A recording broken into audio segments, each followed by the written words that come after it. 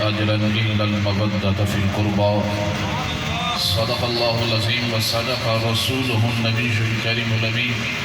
قال الله تبارك وتعالى في شأن حبيبه مخبرا وآمرا إن الله وملائكته يصلون على النبي يا أيها الذين آمنوا صلوا عليه وسلموا تسليما.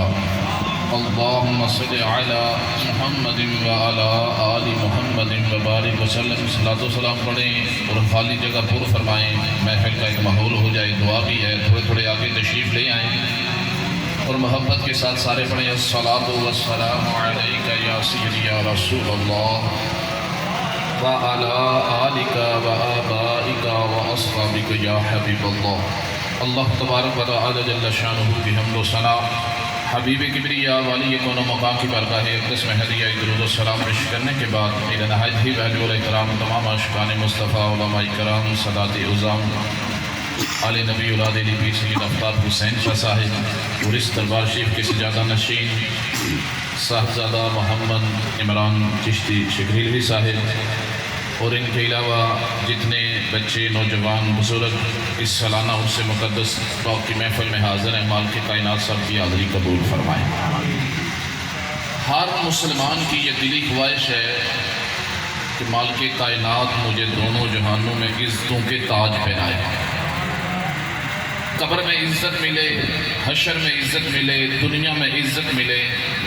لیکن دوستو یاد رکھیں دونوں جہانوں کی عزتیں اسے ملتی ہیں جو مالک کائنات کا بن جاتا ہے. اس امت کا بڑا المیہ یہ ہے کہ یہ خدا کو اپنا تو بنانا چاہتے ہیں لیکن خود خدا کے بنتے نہیں.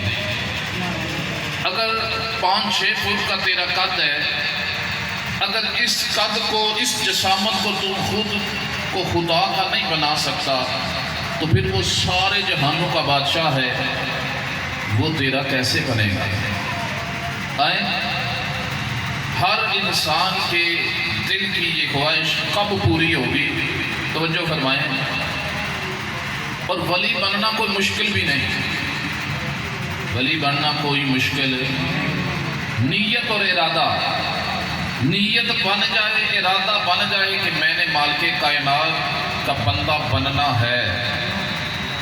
انصر صاحب بندے کی نیت ارادہ بن جائے، بندہ خالص نیت کر لے لیکن کرے خالص، تو پھر وہ وقت دور نہیں ہوتا جب اس کا سینہ پاک بھی ہو جاتا ہے، مالک کائنات اسے اپنا بھی بنا لیتا ہے.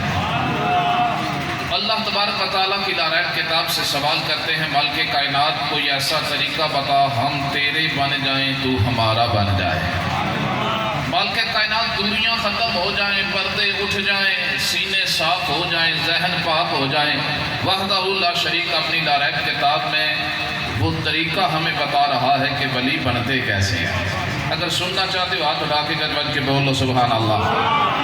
تو مالک کائنات ارشاد فرماتا ہے فَاذْكُرُونِي أَذْكُرْكُمْ، تم میرا چرچا کرو میں تمہارا چرچا کروں گا.